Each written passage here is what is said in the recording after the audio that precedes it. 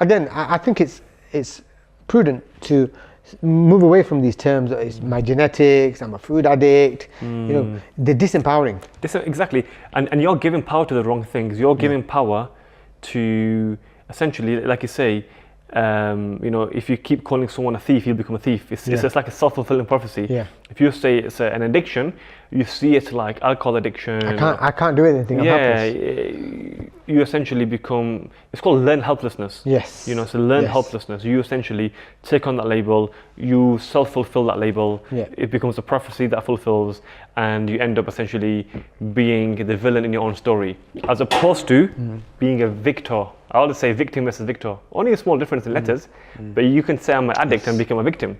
Or you can say I'm a victor. Same as genetics. Genetics is I'm a victim. My mum had bad genes, my dad had bad genes, blah, blah, blah, three generations ago. But why can't you be the person that changes that genetic path? If it is bad, why can't you be the person that takes a bit of responsibility? The other thing I wanted to talk about is diabetes in young people. So 18, 19 years old, they're getting diabetes. And do you think that's from the parents? Yes. I mean, of course, we're genetically predisposed.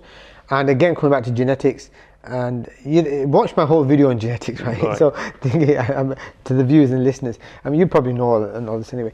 Genetics loads the gun. It's our lifestyle choices that pull the trigger. Yes. And when I was learning all of this nutrition, behavior change stuff, we looked at studies of twins, and they looked at twins where same identical twins, they put into two different environments, and guess what? One gains weight and the other doesn't.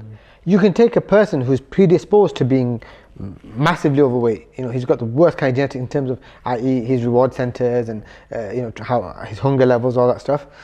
And you can put him in an environment that's physically fit.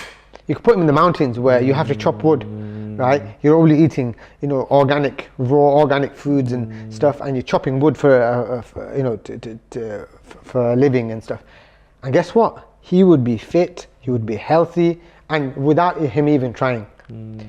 You take the guy who's supposed to be genetically slim, you put him in an environment where overabundance of processed foods, and stressful environment, sedentary behaviors, and he's forced into that situation, he'll gain weight. And there's numerous studies that have been done on this. So your genetics is not your destiny. Right? It's, yes, certain paths are made easier for others and smooth, but we all have challenges in life, right?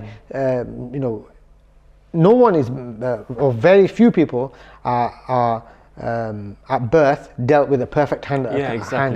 Right? Everyone's going to have a hand where, you know, a couple of cards are not perfect. And now, it's how you play them. Start playing. I always say this: it's never about the cards you are dealt; it's about the hand you play in life.